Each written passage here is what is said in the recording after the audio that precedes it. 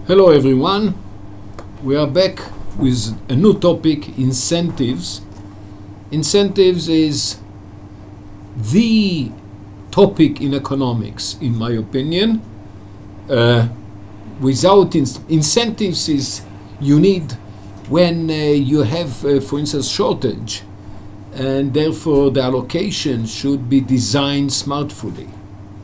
If there's no shortage, everyone can buy or can get whatever he or she wants.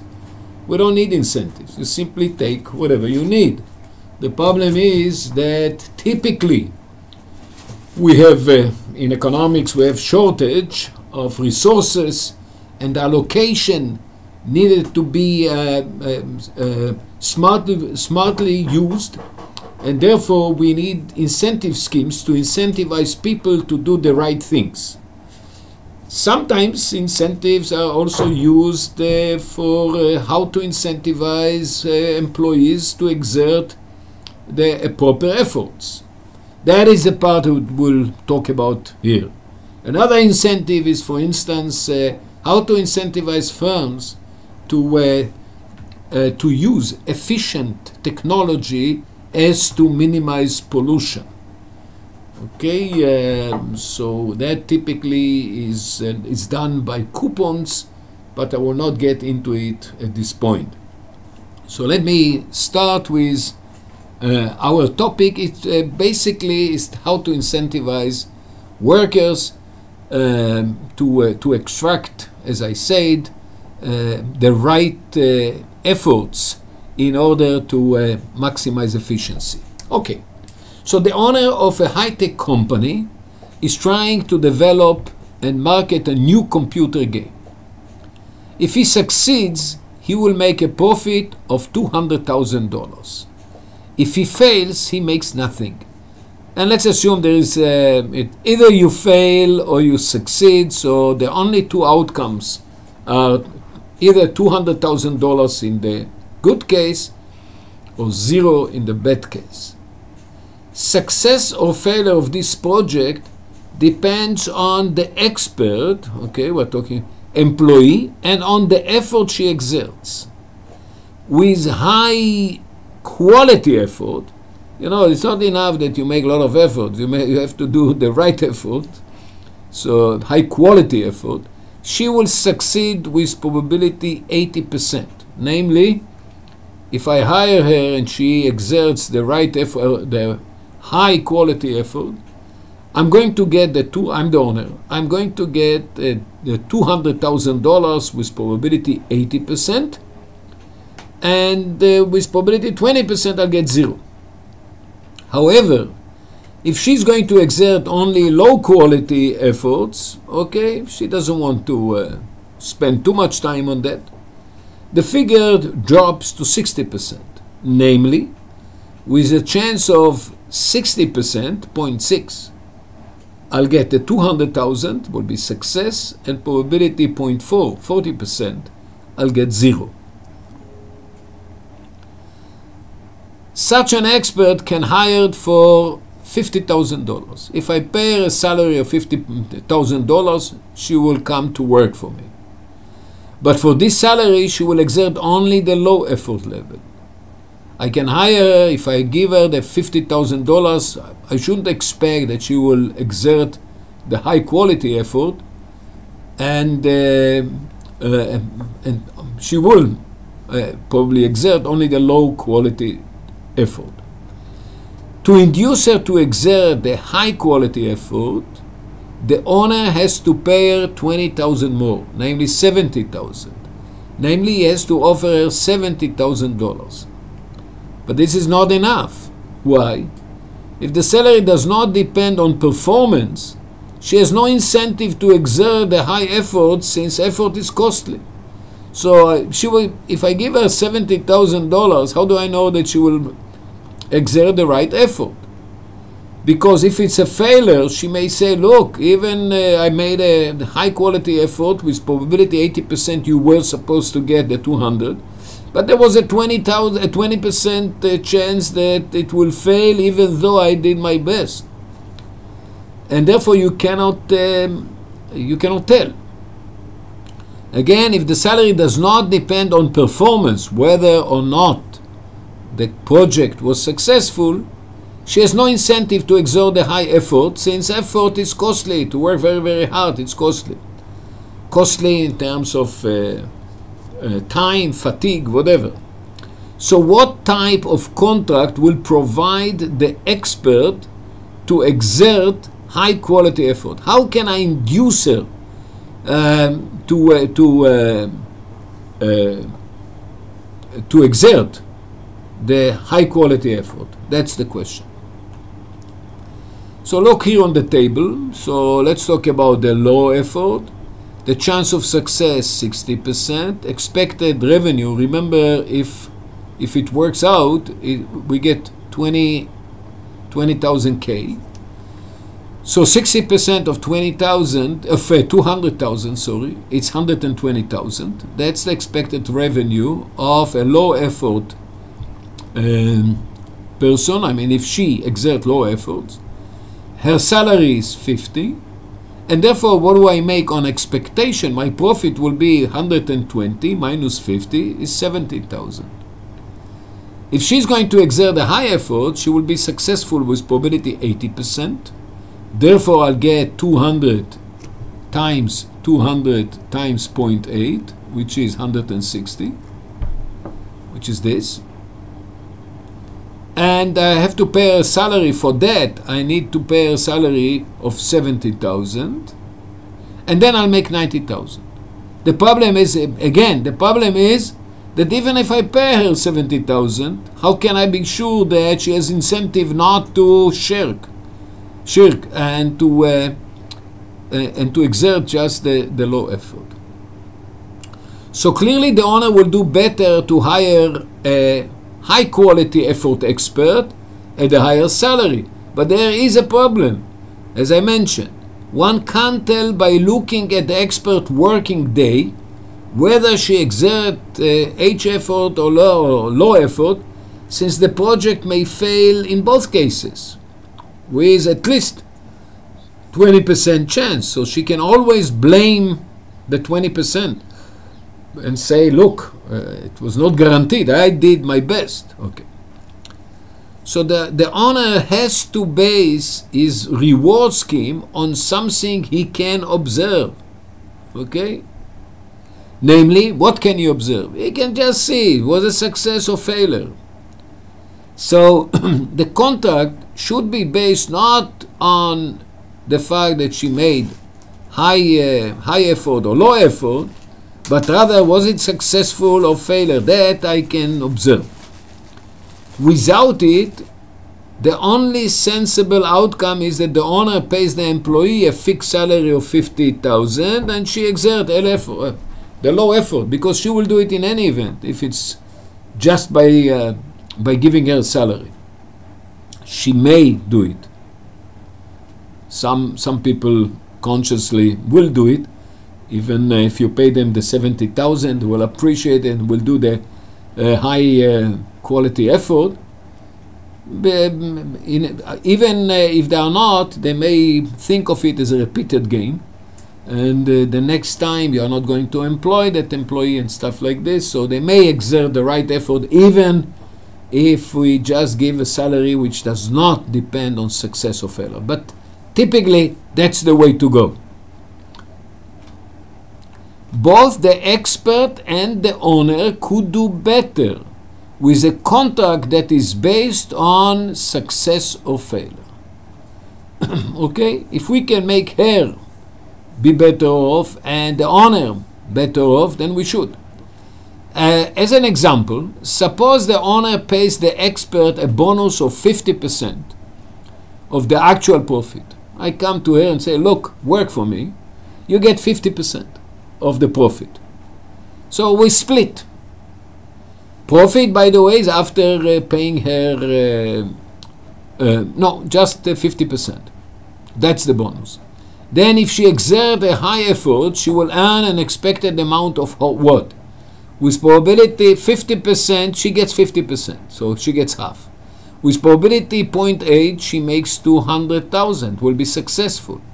So all this is how much on expectation she's going to earn. The expected profit of the company will be 0.8 times 200,000, 160,000. She gets half of it. She gets 80,000 more than the 70,000. She's happy.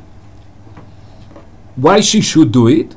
Because if she exerts low effort, she's going to obtain 50% of the profit, which is what? Only 0.6 times the 200,000, because if she does low effort, then the chance of success is only 60%. So then 0.6 times 200 is 120,000. Half of it is 60,000. So she knows this calculation, and then therefore she will choose to exert the high quality effort. So she will exert H effort.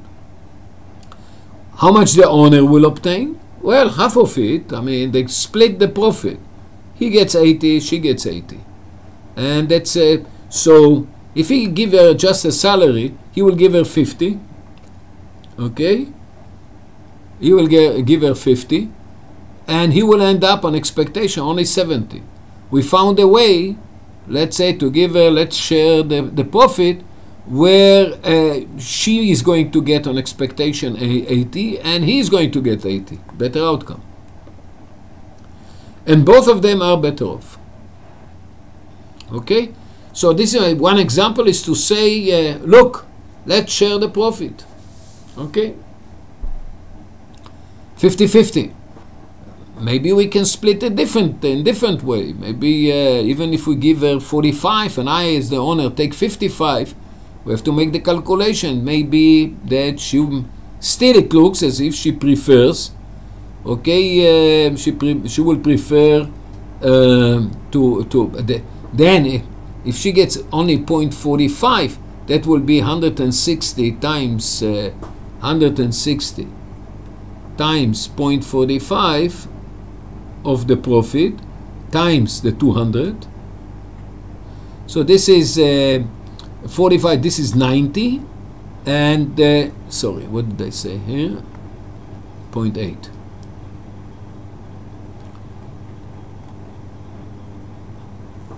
So I have, suppose that she gets 0.45, 45% of the profit, and the profit is 0.8 times 200.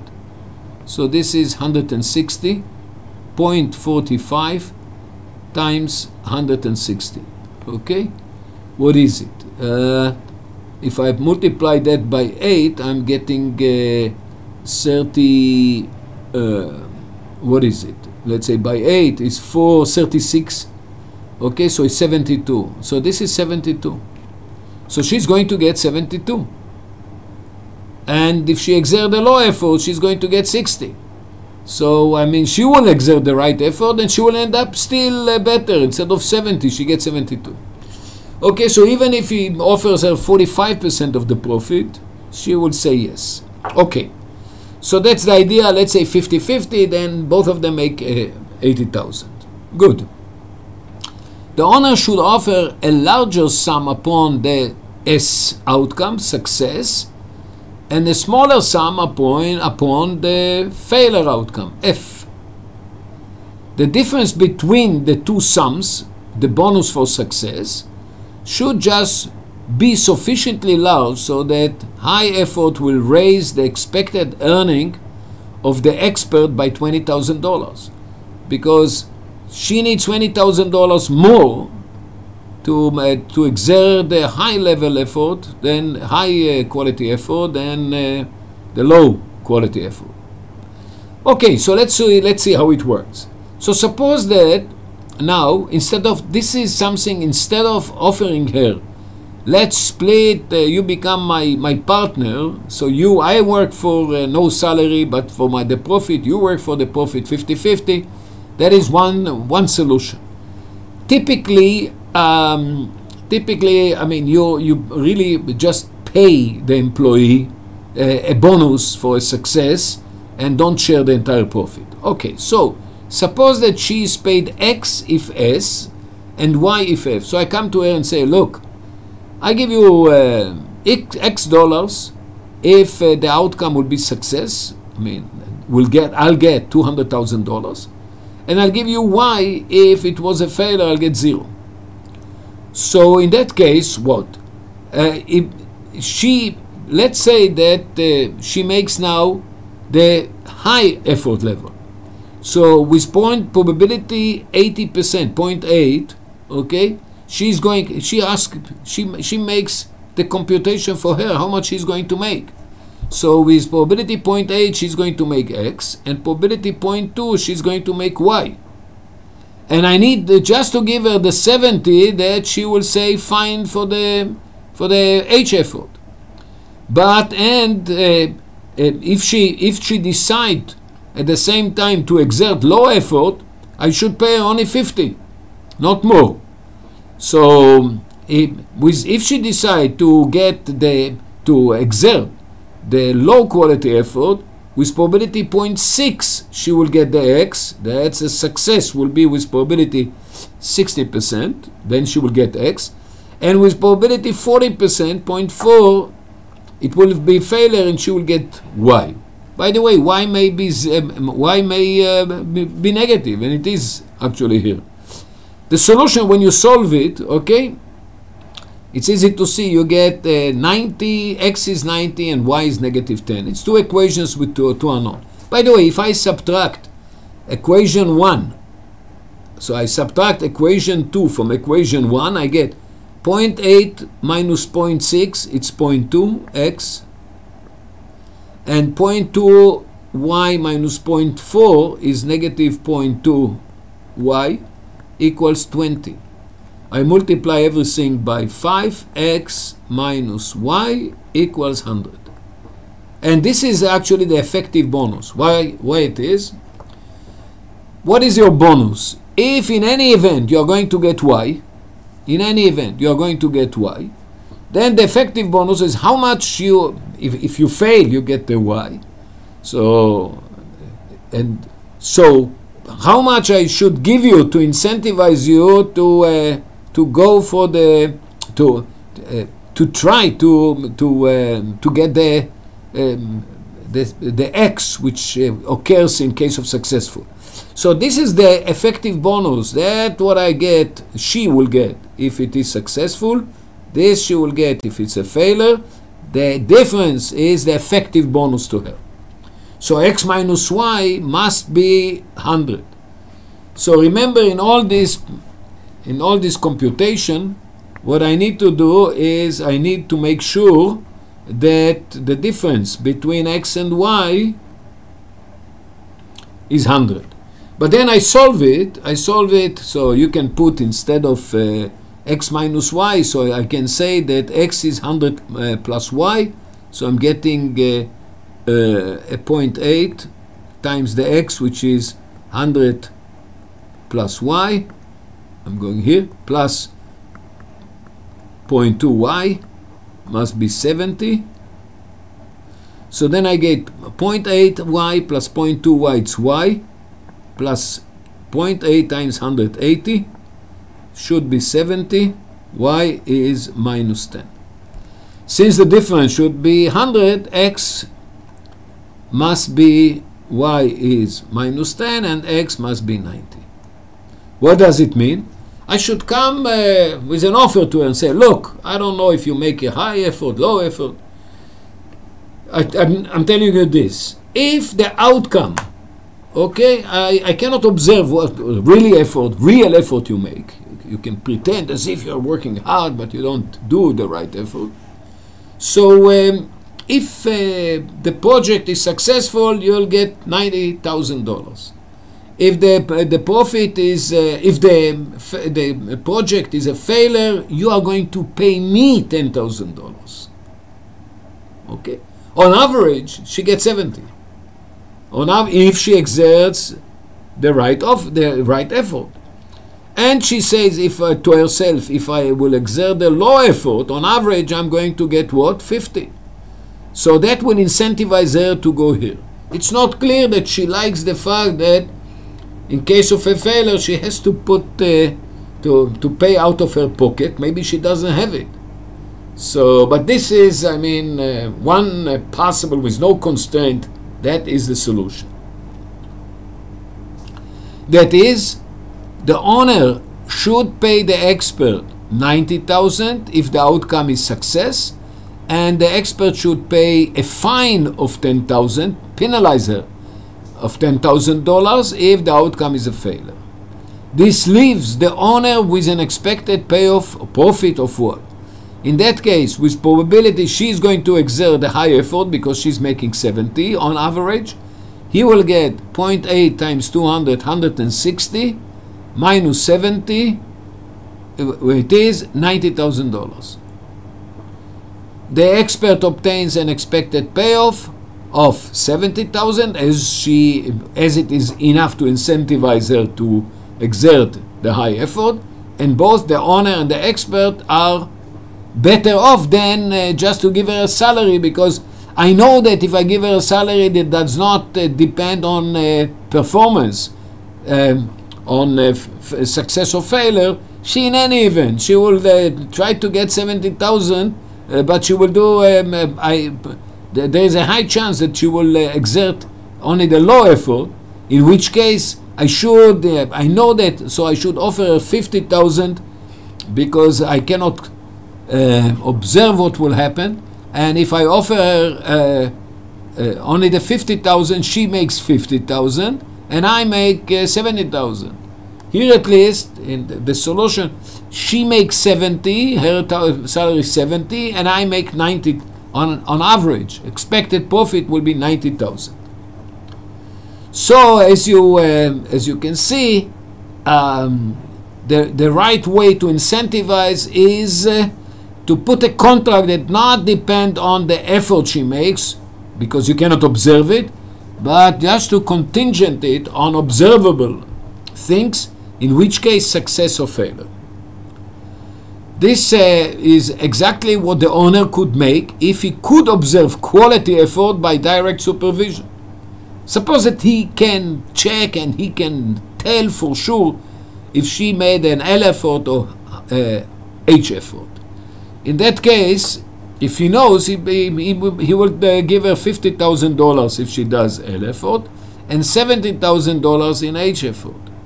But when she does L effort with probability 60%, success 120, so I'll make here what is the expected revenue.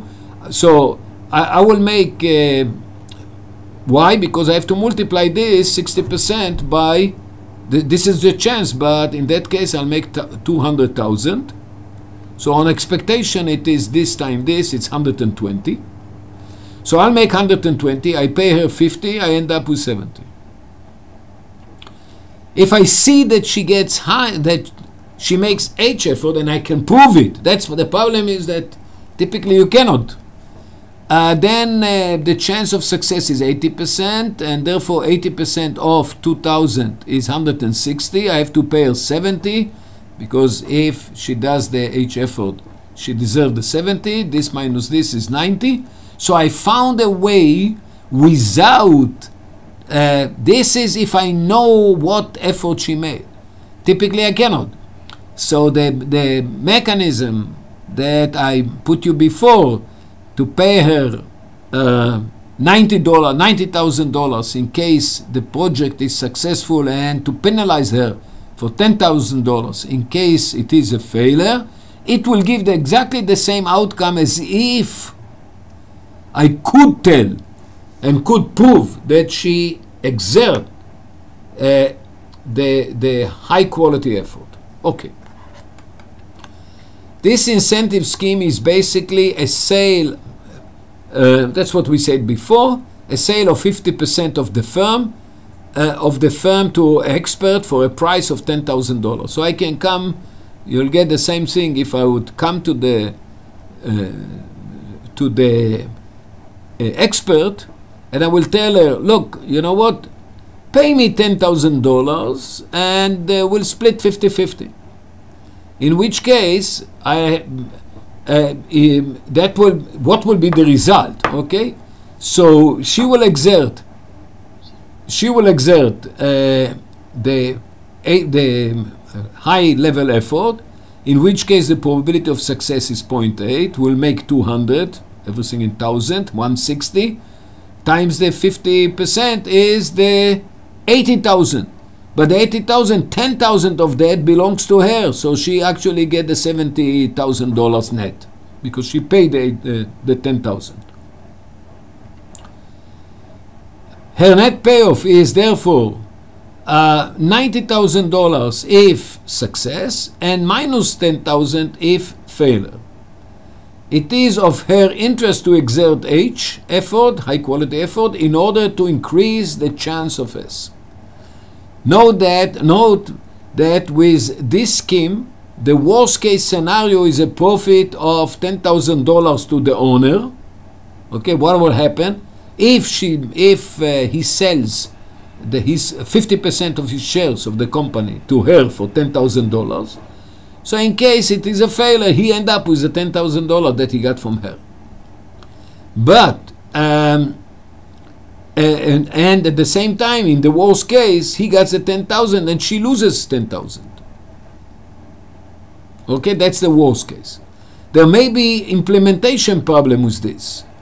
Okay, what with these schemes? What? So there are two, I mean, as I said, there are two different schemes. One scheme is to say to her, I mean, two different schemes that incentivize the expert to exert the high quality level. One of them is to say, look, work for me. You get, I will be successful and I would get, I mean, the project will be successful and I'll get $200,000. I'm going to give you $90,000. If it is a failure, you are going to pay me $10,000. Okay? So that's it. So you may end up with negative 10,000, my dear expert, or you may end up with plus 90,000. Okay? In that case, you exert the high level effort, okay? And you get on expectation. That's what we did, $70,000, and I make $90,000. I can get the same outcome that I'm summarizing here. I can get the same outcome by telling them, our expert, something else. Look, give me 10,000. I'll sell it to you. I'll sell to you 50% of my shares. So we are going to be equal partner. But first, pay me the 10,000. If this is the case, everything, I mean, the result will be exactly the same. She will end up a net of $70,000, and I'll make the 90. Here again, just to explain it, if she pays me 10,000. So first of all, in her pocket there is negative 10,000. She pays me. Now I give her 50% of my shares. If the profit is success with probability 0.8, we both make 200. So on expectation, we both get 160. But we split it equally, multiply by 0.5.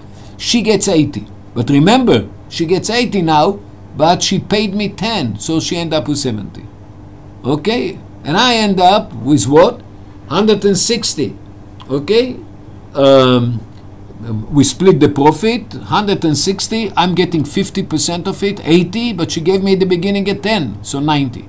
So it doesn't matter. The two schemes give us the same result, which is better than to tell her, look, I pay you 50,000. I'm not going to pay her just 70,000 as salary and hope that she will exert the high effort. Because once she gets the salary, she may not do it. She may prefer just to exert the low effort, in which case I'm going to make only 60%. So if I cannot contingent on performance, I should give her $50,000, and then so I'll give her the $50,000, and I'm going to make only 70. This is better for both of us. However, it's difficult to implement. Maybe she will come to me and say, I have no $10,000. I cannot afford it. If this is the case, the owner should go as close as... Okay, let's go back. First, imposing a fine on an employee may not be legal. Maybe I cannot tell her, if it's a failure, you pay me. I cannot force her. Or the worker may not have a capital to pay the 10,000, and she may refuse. In this case, the owner should go as close as possible to the equity sharing solution. Namely, since the minimum effective bonus to the expert is 100,000, remember x minus y must be 100,000, that we established before, the scheme should be that I cannot give her negative here. Okay? So, I should make it 0. The scheme should be that the expert will get $100,000 if S successful and nothing if F. So if it's a failure, I just will tell her you get nothing. Okay? Now the worker's expected payoff is 80,000. Why? Because in case of success, she gets 100,000. That happens with probability 80%. So on average, it's 0.8 times the 100, it's 80,000. And if it's a failure, she doesn't pay anything. So she left with 80,000. If she exerts the H effort, obviously she for sure has an incentive to do it. If she exerts only the low effort level, okay, she will get, instead of 80, 60,000. Okay, and why? Because she will be successful with probability. The project will be successful only with probability 60%. So on average, she will get 60,000. Okay, and she, with 60,000, she's not going to exert high effort to induce her to do it. You must give her 70 at least. Okay, so you give her 80,000. She's happy. She does it. And the expected profit of the owner falls to 80. Both of them get 80. Okay, why? Because you split without penalizer. So we get on average, she put the right effort, high quality effort. You get 200,000 with probability 80%. You get on expectation 160,000. She gets 80. I'm getting the 80.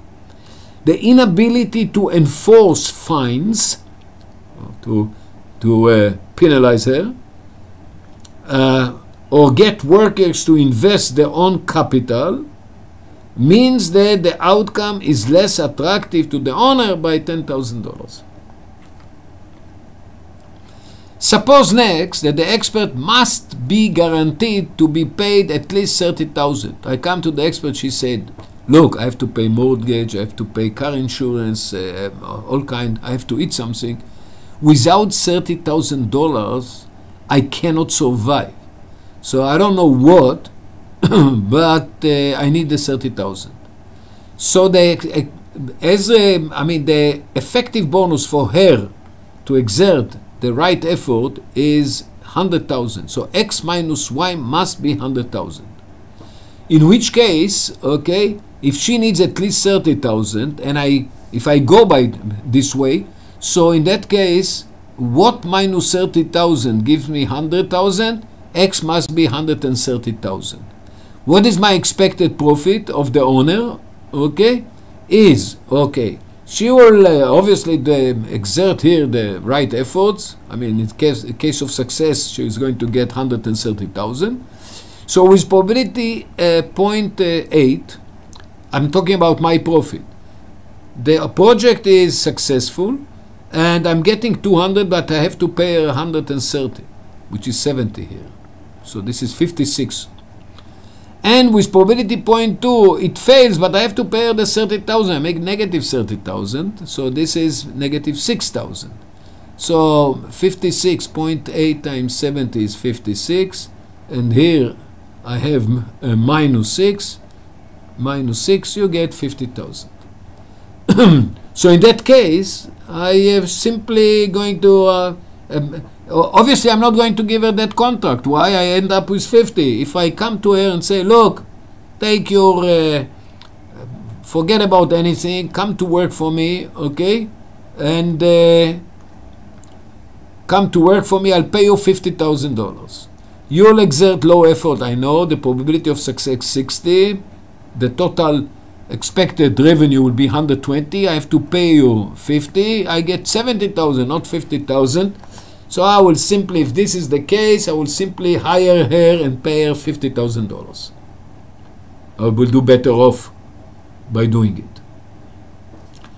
If the owner hires an expert and pays him, actually in our case it's her, a salary which is not based on performance, he will obtain the 70,000 we showed before, okay? 0.6% success, the probability of success, times in case of success 200,000, plus with probability 0.4 failure, I'm getting 0. All this 120 minus 50, 70. Conclusion: if an expert must be guaranteed at least $30,000, the optimal strategy of the owner is to hire one just for $50,000 only, and to expect only a low effort performance.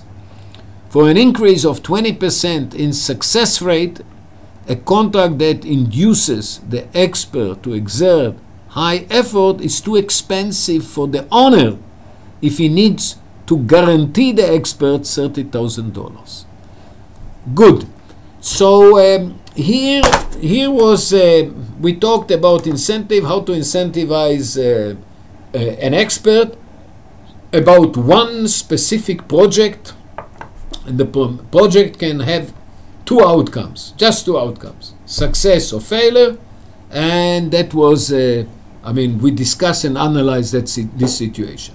However, there are situations where we should produce something, and it's not, let's say I need to produce, 1,000 units of a certain product, and I have to incentivize our workers maybe to work hard and harder. And the question then, and again, we should base our salary or our bonuses on performance. So what is a performance here? How many units you produce every day? Okay, that is a different one. It's a little bit even, I would say, a little bit more complicated, but let's start. I took it, this example comes from David Krebs, well-known professor from Stanford University.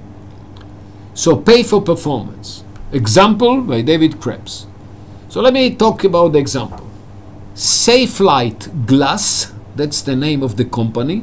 Safelite Glass is the largest automobile glass replacement company in the US.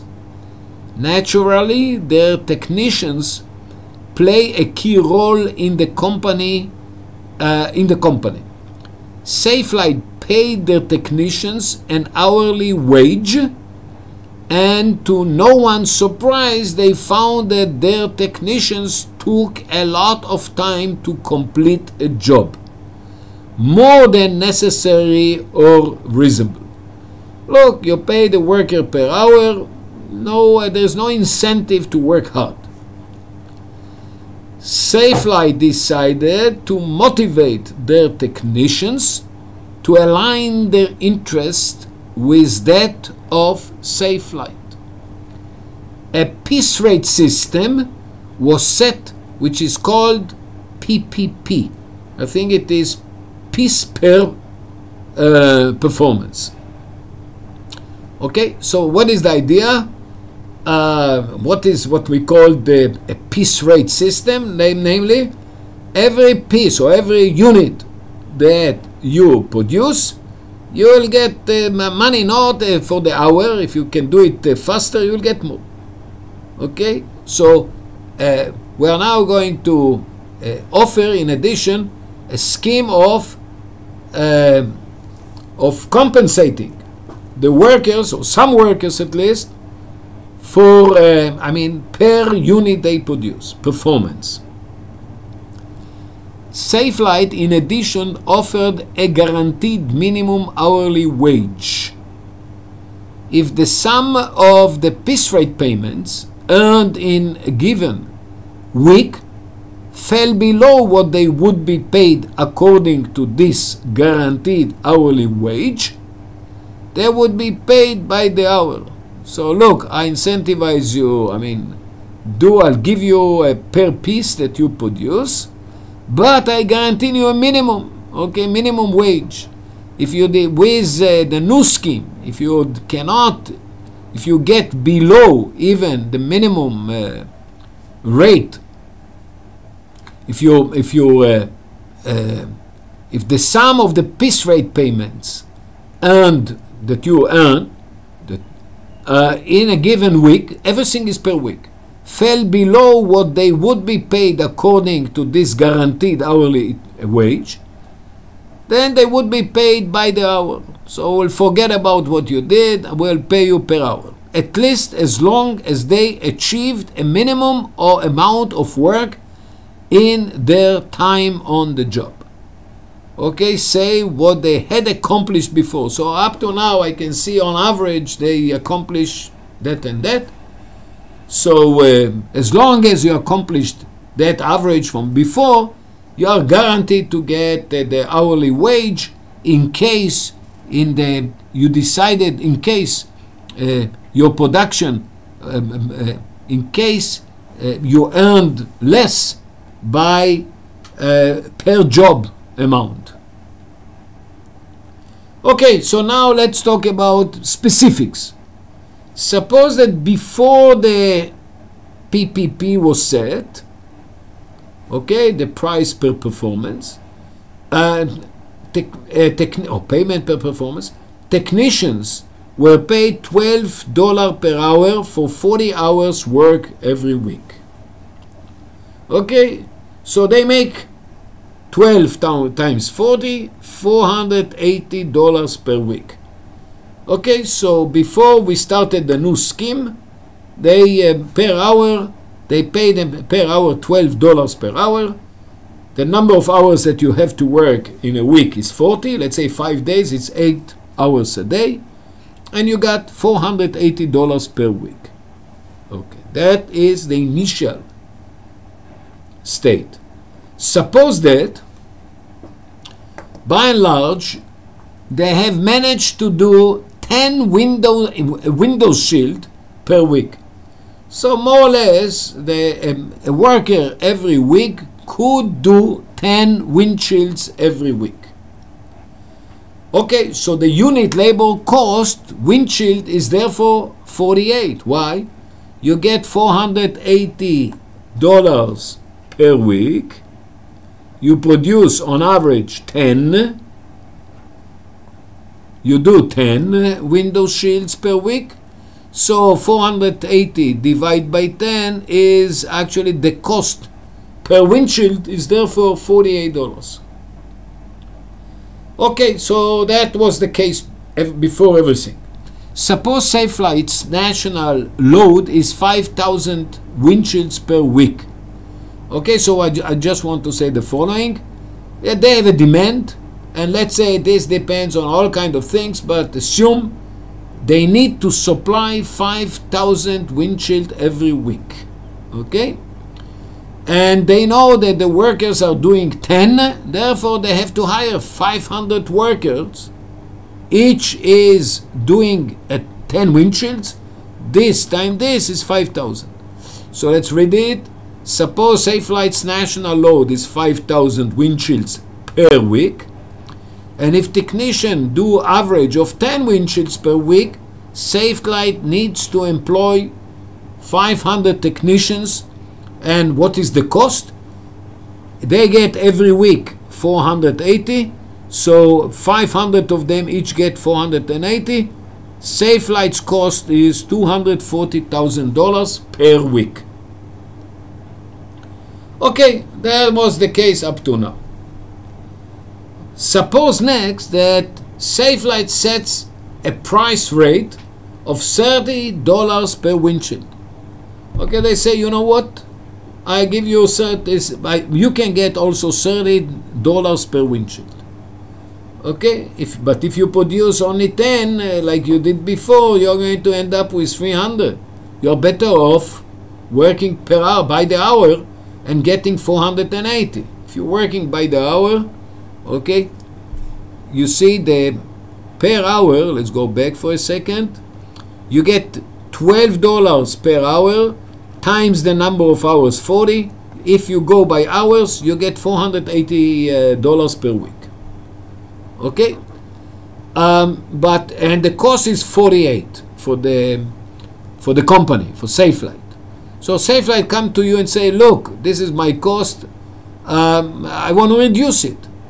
So I give you $30 per windshield, okay? And if you go, if you're working by performance, you make more, you get more. A technician must finish more than 16 windshields in a week to make more than the 480. More than the 480 guaranteed wage rate. Okay. So if he makes 16, he's indifferent between the two. He may work, maybe he should not make that effort. Okay. If he thinks that he can do instead of 10, 16, he should continue to do the 10 because he's going to get 16 times 30, 40, 480, the same amount he's going to be paid. But he will work much harder. Instead of 10 on average, he's going to do 16. So it will pay him to go to that system if he thinks that he can do a lot more, okay, and paid be more and be paid more. Suppose that 100 technicians, so we offer it to the 500 technicians or to whoever, and 100 says that they would like to go, they can do 20 windshield a week. They can do it, okay? They are young and strong and skillful, and they can do 20 windshields a week. So in that case, if I pay them 30 per windshield, now they are going to get 20 times the 30. So this will be the 600. So before they made 480.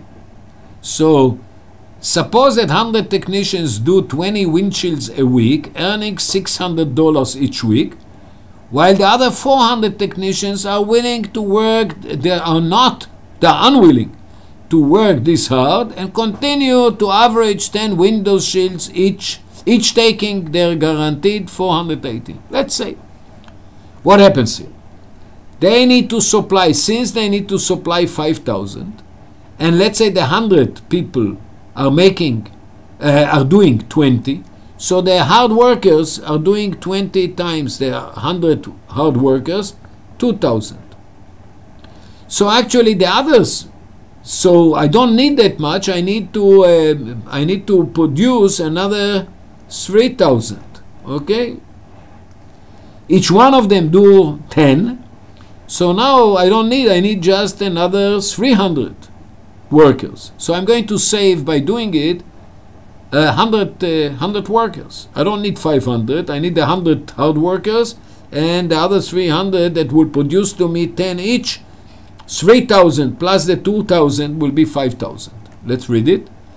Since 5,000 windshields must be done, the 100 hard-working technicians do 2,000 because they are doing 20 each. The 100 times 20, we're talking about 2,000. Leaving the remaining 3,000 for the lazier technicians who on average do 10 per week each.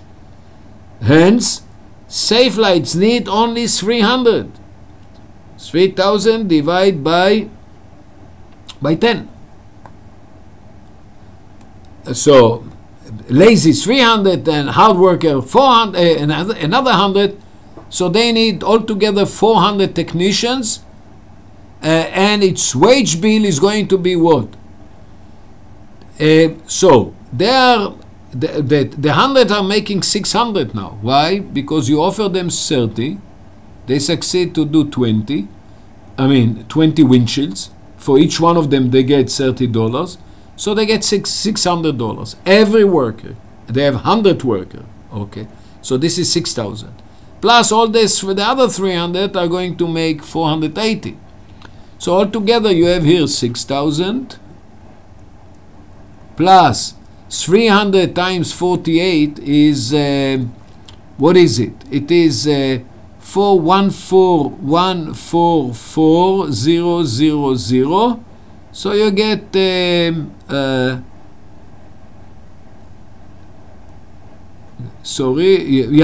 so this is 60,000. Sorry, 60,000. Correct? 100,000 so 60,000 plus 144,000. You get 4,000 here and here, 2,004. That's what's written here. Per week. Which is 85% of what it was before. What was before? Before they paid to the 500 workers, each got 480 each. So I have to multiply 5 by 48 plus 3 zeros. 5 times 50 is 250 minus the 10, 240, so it's 240. So here they reduce the cost from 240,000 to 204,000. No surprise, if part of the workers has an average unit labor cost of $48 per windshield, and the rest an average of $30 per windshield, the average, the overall average is below 48. Before it was $48 per windshield. Why? Because they got $480 per week, and they produced 10 of them. So the cost came to 48. And now the cost is on average is smaller. Okay, what is it? I mean, we can do the average now, but it is $30. Okay, the cost, but for those that are working hard, they are getting $30 per hour, and the others are going to get, so it is, so per windshield, the cost per windshield is $30 per windshield to the hard workers, and 48 for the other ones. So it's clearly, if you take an average of these two, you get something below the $48. Good. So you see, this is just to see, how can the company, the firm, cut their cost by incentivize hard workers to work hard and to get more money to their pocket. Now, let's say that I am the CEO of Safelite, and I say, why should I give them $30? Maybe I should give them a little bit more, a little bit less. So suppose that whenever Safelite offers a per piece rate of $30 plus X, let's say $35, so it's 5 more, the 100 hard-working employees increase their performance. They do much more effort, and they increase their performance. Hopefully, they don't shirk. They do a good job as well by 10x%. What does it mean? If, for instance, I increase this from 30 to 31, they will increase the effort. Instead of 100%, they will do 110%. So if before they did 20, now they are going to do 20 times 110% is you have to multiply by 1.1, 22. So if I increase the dollar amount that I pay them per windshield that they produce, that they make, then they will produce, and I raise it from 30 to 31, they are going to increase it to 22. They are going to raise it I increase it by 1, they are going to raise it by 10 times 1%. Okay? So you say I divide by 100 to get everything in percentage term. So at the beginning we start with 20. If this is X, I don't give them anything. X, how much they produce? X is 0. 100 over 100 is 1. They produce 20. But let's say that I offer them 35. X is 5. So they are going to increase it by 50%. 100 plus 50 divided by 100, by 1.5. So instead of producing 20, they are going to produce 1.5, 30. Windshield, while the other workers continue to do the 10. Do 10 units a week. Find the optimal X for Safelite. How much I have to pay Safelite? Solution. The number of units the hard-working employees do a week is what? So first of all, I multiply by 100 because they are making it. That's per worker. How much a worker does? If I give them 30 plus X, the $30 before, but plus X, they raise instead of 100% that they did before 20, they did 20. That's the 100%. But now they're going to do 10 times the X. So 100 plus, if it's $5 more, I'll increase my percentage by 50%. 1 more by 10%. 2 more by 20%. So I'm getting all this, which is equal to, look, 100 and 100 cancel, and I'm getting this. And they are paid a total of, so they get 30 plus X and they produce that much. Okay? Safelite does keep, how many workers that they need to keep?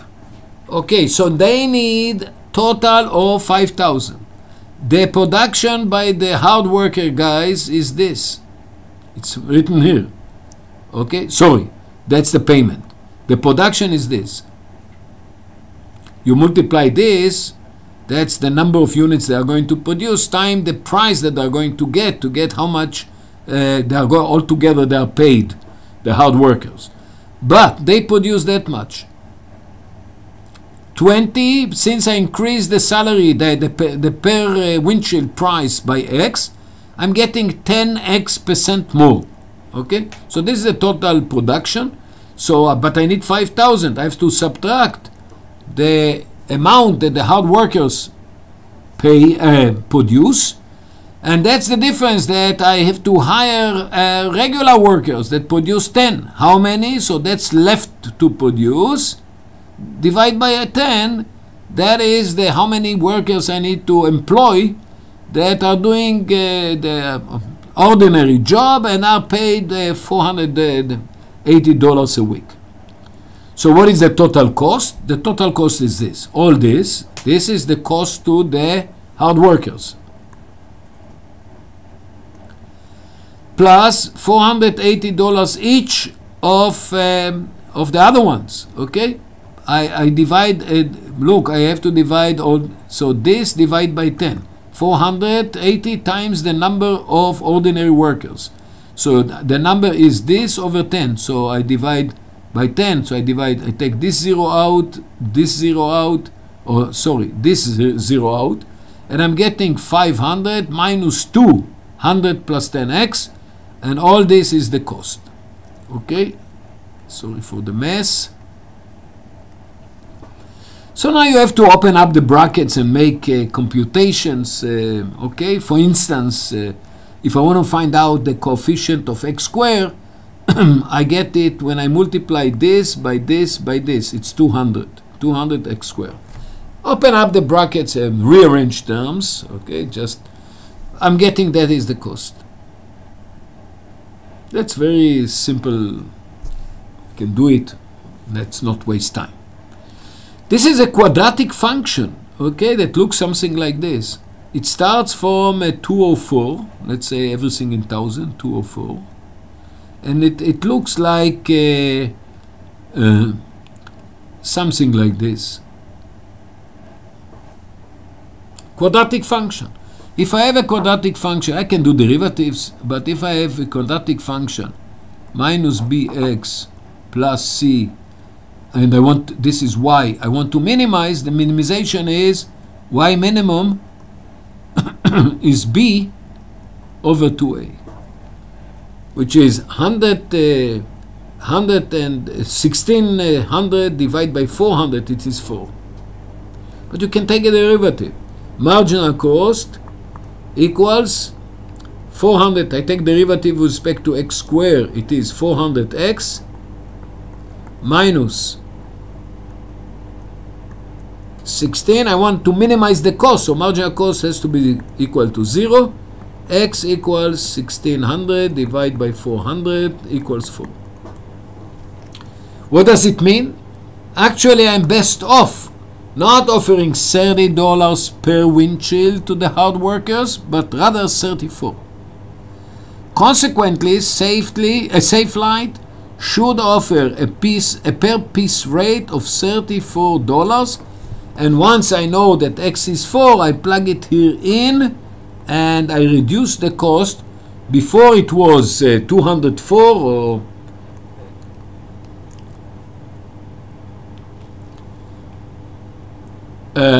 it's 204,000. Now I reduce it to 200 and 800.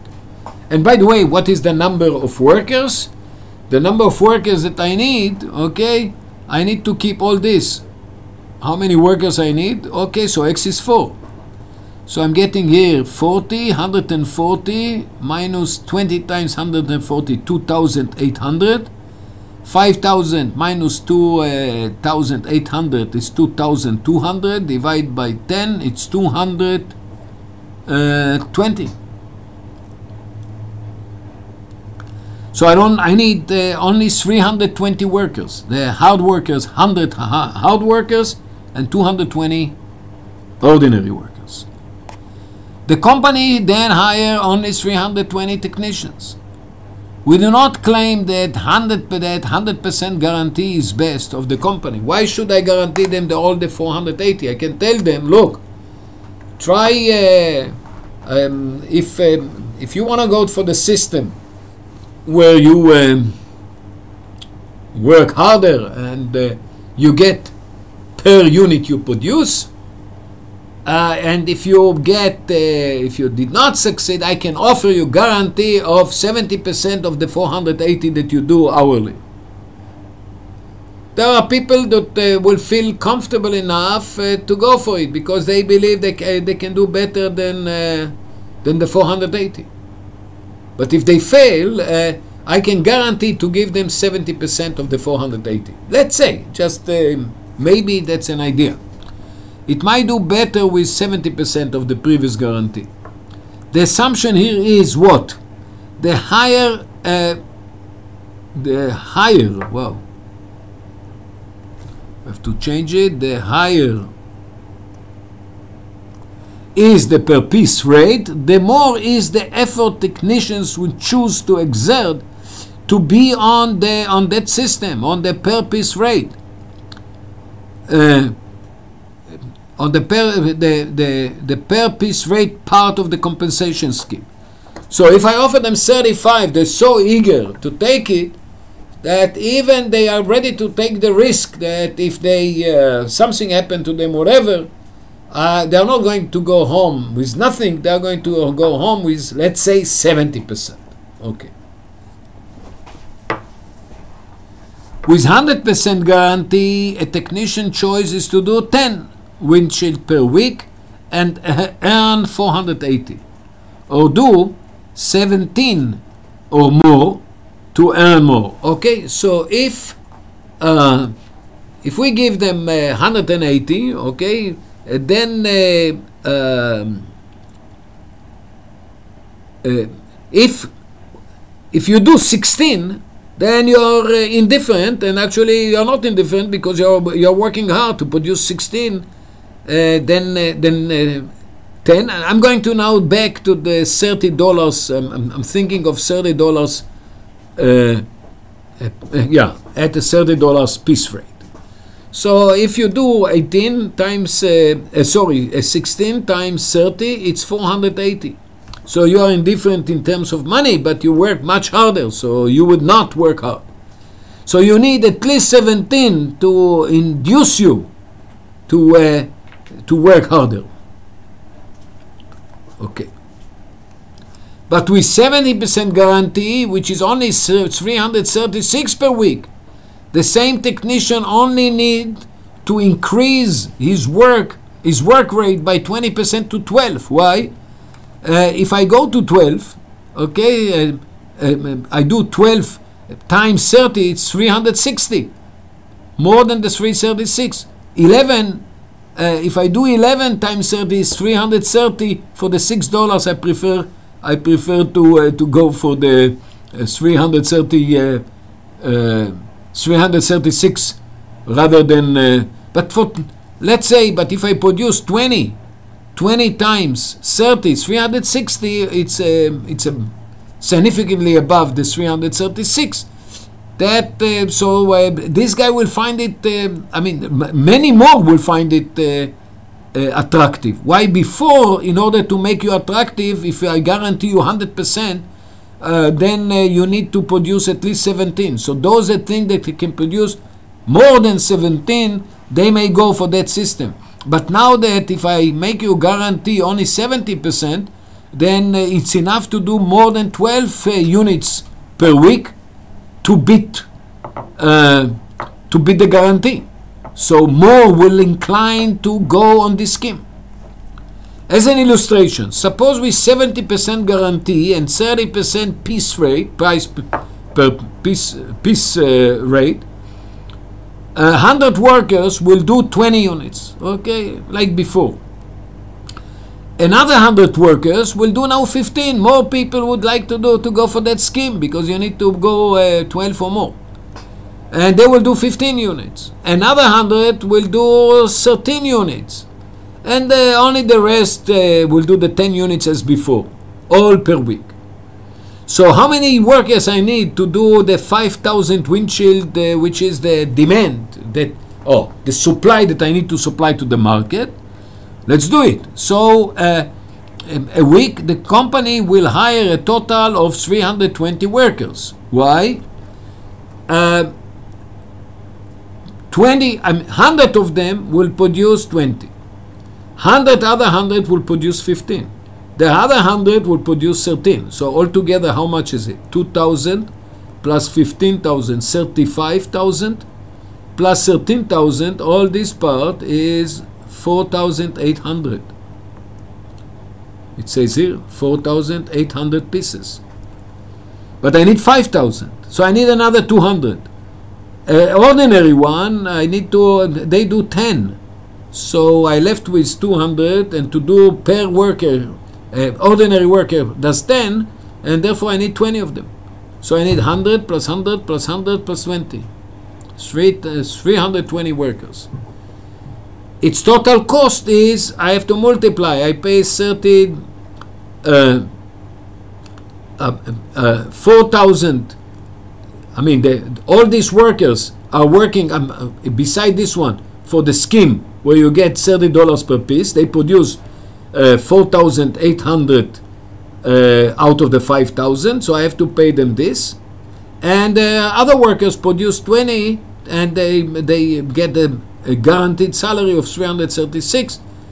You reduce the cost from 4,000 to 150, 70. So maybe one should think, should I give a guarantee of 100% or 70% or 80%? That reduces the cost. So we're about to finish. Even if the company raises the per piece rate from 30 to 40, assuming no change in the effort level and performance, its total cost will be what? So with this one, let's say 4,800 go for that one. The workers that produce, the hard workers that produce total of 4,800 units, each obtain $40 per unit, plus the other 20 workers that get the salary of 336 is this much, and you lower your cost.